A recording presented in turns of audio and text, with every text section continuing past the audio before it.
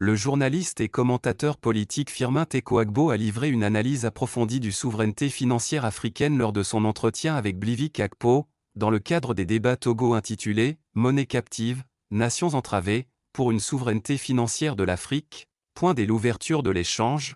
Firmin Teko Agbo affirme que le franc CFA demeure un instrument central du contrôle néocolonial français. Selon lui, cette monnaie limite la capacité des États africains à définir leurs propres priorités économiques et les enferme dans un cadre imposé de l'extérieur. Il estime que cette contrainte structurelle continue d'empêcher une gestion autonome des politiques financières. Il rappelle également que la dépendance ne se limite pas à la monnaie. L'économie africaine reste fragilisée par un modèle où la grande majorité des revenus issus du pétrole, de l'uranium, de l'or, du cacao ou du coton est captée par des entreprises étrangères. Ainsi, de 80 à 90% des richesses générées quittent le continent sans profiter aux populations, affaiblissant durablement la capacité d'investissement des États. S'agissant de la sortie du franc CFA, Firmin Teko Agbo se montre prudent. Il rejette l'idée d'une rupture immédiate au profit d'une transition soigneusement préparée.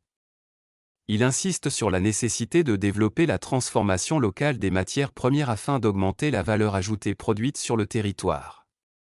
Il estime également indispensable de former massivement des ingénieurs, des technologues et des cadres capables d'accompagner cette transition.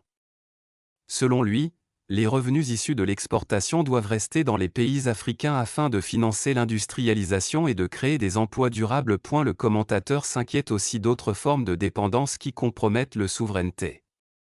Il cite notamment le système éducatif encore largement aligné sur le modèle français, qui pousse chaque année des milliers de jeunes à étudier en Europe et entraîne une sortie considérable de capitaux. Il déplore également la forte dépendance vis-à-vis des importations de produits finis, parfois de luxe, alors que ces biens pourraient être produits localement. À cela s'ajoute la fuite des cerveaux. Nombre de diplômés parmi les plus brillants choisissent de rester en Europe, où ils travaillent et paient leurs impôts. Pour Firmin Teko Agbo, la reconquête du souveraineté exige une transformation profonde. Elle repose sur des politiques incitant les compétences de la diaspora à revenir ou à contribuer au développement du continent, et sur une diversification des partenariats éducatifs et technologiques vers des pays comme la Chine, la Turquie ou la Russie.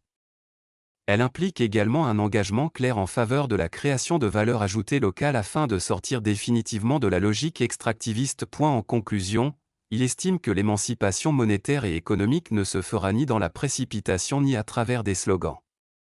Elle nécessitera un travail patient, exigeant et discipliné.